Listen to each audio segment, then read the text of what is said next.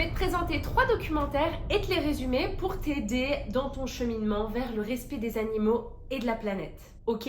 J'espère que ça te donnera envie de les regarder puisque 2 sont trouvables sur YouTube, donc gratuitement, et l'autre est disponible sur Netflix. Le dernier, trouvable sur Netflix, fait partie des documentaires que j'ai regardés il y a de longues années et qui m'ont aidé à devenir végane en l'occurrence. Enfin, d'abord végétarienne, puis végane. J'ai connu les 2 autres documentaires que bien après, mais ils sont super utiles, j'aurais bien aimé les avoir vus à l'époque et ils sont super intéressants de toute façon. Le premier s'appelle Before the Flood, ou Avant le déluge en français. Leonardo DiCaprio est messager des Nations Unies sur le changement climatique. Il nous aide durant ce documentaire en interrogeant des personnes de tous horizons. La première personne interrogée, c'est Michael Brune, qui est directeur exécutif du Sierra Club. Il nous informe sur les dangers de nos sources d'énergie, comme par exemple les sables bitumineux. Ça empoisonne notamment les cours d'eau. Si tu veux plus d'informations de toute façon sur chacun des thèmes qui seront abordés et sur chacun des documentaires, tu peux les regarder évidemment. Je te mettrai tous les liens en description.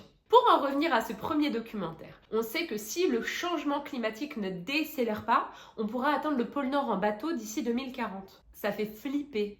Et bien malgré tout, sache que pendant longtemps, les officiels de Floride interdisaient le terme changement climatique.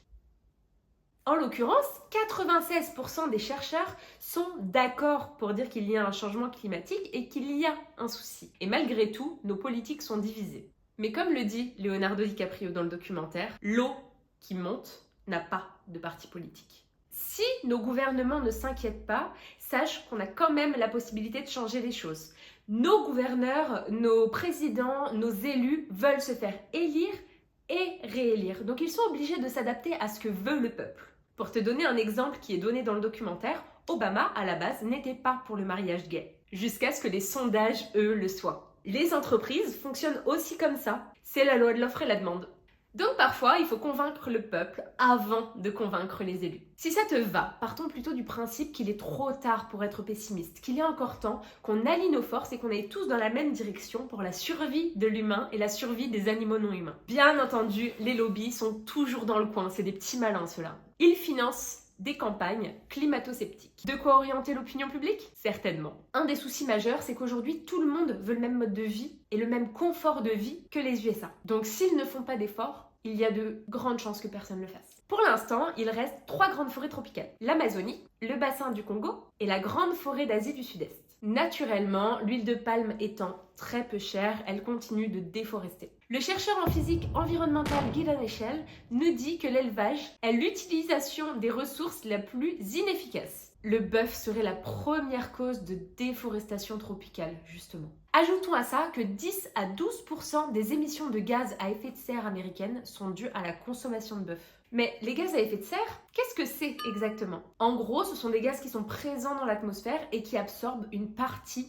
des rayons du soleil. T'as entre autres le CO2 et le méthane. Donc si ces gaz augmentent dans l'atmosphère, la chaleur de la Terre augmente elle aussi. Le problème avec les vaches par exemple, c'est qu'elles ruminent. Donc c'est pas souhaitable puisqu'elles rejettent du méthane. Beaucoup de méthane. Beaucoup trop de méthane.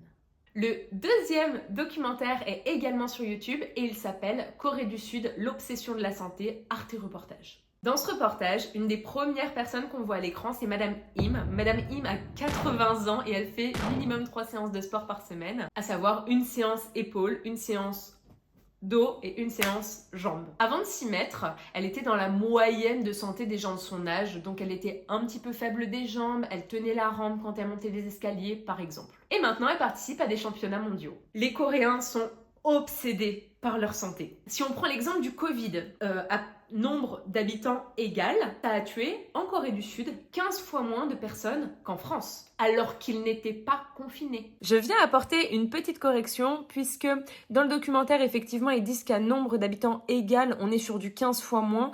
En réalité, sur un site fiable qui est Statista, si je fais le calcul, on tombe à 3 fois moins. Donc c'est déjà énorme, mais c'est pas 15. Ça montre simplement que les Coréens, Coréennes sont coopératifs. À la fin des années 1900, le gouvernement de Corée du Sud a aussi changé, la dictature s'est arrêtée. À ce moment-là, il y a eu un développement de l'économie et un développement du système de santé. À tel point que dans 10 ans, ça pourrait être le pays avec l'espérance de vie la plus élevée. Alors qu'au moment de la dictature, ils étaient en dessous de la moyenne. Niveau alimentation, il semblerait que leur grand secret réside dans la fermentation. Fermentation de tofu, fermentation de légumes, fermentation de tout. Il est vrai qu'ils ont pour habitude aussi de manger moins que nous. Et on a aussi l'habitude de ne pas manger de saison, avec des aliments donc qui sont plus pauvres en nutriments. Les médicaments, c'est super à court terme, mais il faut que l'alimentation prenne le relais. Donc il faut prendre des bonnes habitudes alimentaires maintenant. Les Coréens aimeraient dépasser les 100 ans en termes de longévité. 100 ans! Je sais pas si tu te rends compte. Le troisième documentaire et le plus poignant selon moi, c'est Cowspiracy, que tu peux retrouver sur Netflix. Au vu de son sujet, qui est pour le moins controversé, il a perdu son premier financement, mais heureusement, le film a pu sortir quand même. Une nouvelle fois, on a Leonardo DiCaprio qui fait partie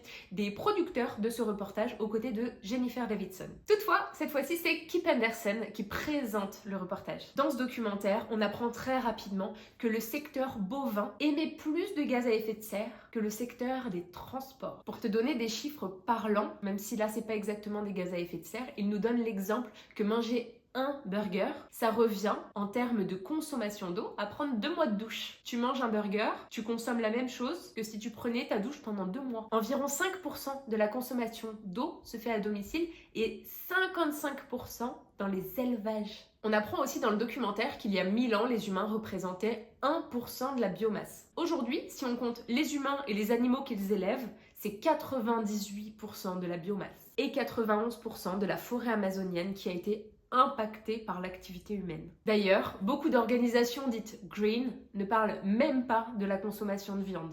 Encore une fois, il y a souvent des levées de fonds qui sont faites pour ces organisations et les lobbies acceptent beaucoup plus facilement de les financer si justement ils taisent ce genre de sujet.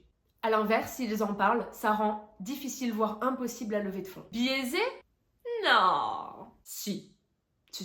L'agriculture animale, c'est aussi le premier polluant d'eau. Si on parle de pêche, pour 1 kg de poisson consommable qu'on peut techniquement manger, c'est 5 kg pêchés par erreur et qui ne seront jamais consommés. On peut se dire qu'ils seront remis à l'eau, etc. Mais non, la plupart sont déjà morts en fait. Dans le lot, évidemment, on a des dauphins, des baleines, des requins, des tortues, etc.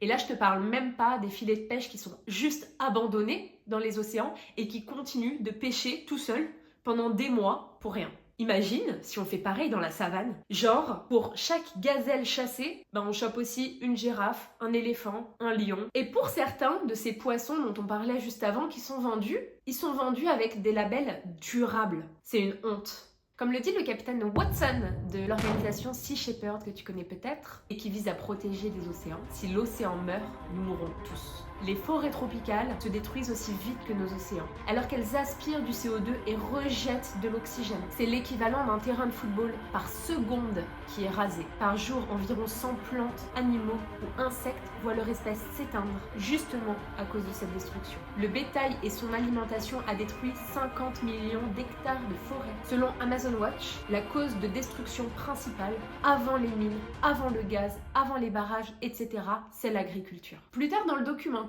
on rencontre un éleveur de vaches à lait qui nous explique que pour pouvoir fonctionner comme ça, il faudrait qu'il y ait moins de monde. Mais que c'est l'inverse qui se produit et qu'il y a de plus en plus de demandes. Donc, qu'il vaudrait mieux se tourner vers des options végétales. Si même les éleveurs le disent, il n'y a plus qu'un. On finit ce documentaire, si tu le veux bien, sur quelques chiffres. À savoir qu'il faut 290 mètres carrés de terre pour nourrir un vegan pendant 1 an. C'est 3 fois plus pour nourrir un végétarien et 10 fois plus pour nourrir une personne qui mange de la viande. En plus de ça, quand tu décides de ne plus consommer ces produits, tu ajoutes de la compassion et de la gentillesse dans ton monde. Et c'est un effet boule de neige positif. Évidemment, je t'ai fait un condensé puisque ces documentaires durent entre 20 minutes et 1h30. Je te conseille vivement de les regarder pour avoir plus d'informations liées à ces sujets. Tu me diras ce que t'en penses en commentaire et dans une prochaine vidéo, je te parlerai d'autres documentaires qui sont tout aussi pertinents mais je pouvais pas te faire une vidéo de 2 heures. Donc abonne-toi pour pas les manquer et on se retrouve dans une prochaine vidéo la semaine prochaine. Ciao!